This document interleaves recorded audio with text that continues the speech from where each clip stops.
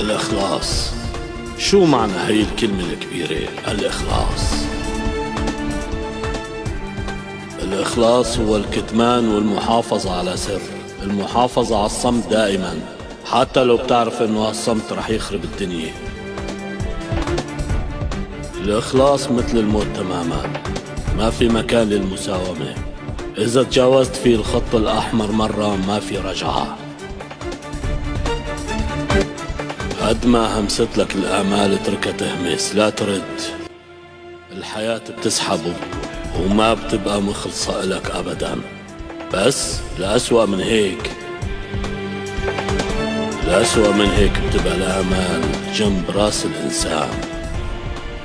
تعطيه وعود وأحيانا بتنسى وعود، واللي بأساسه خاين بيجي لعندك بيوم بيطلب إخلاص. الإخلاص ما بينعطى مثل ما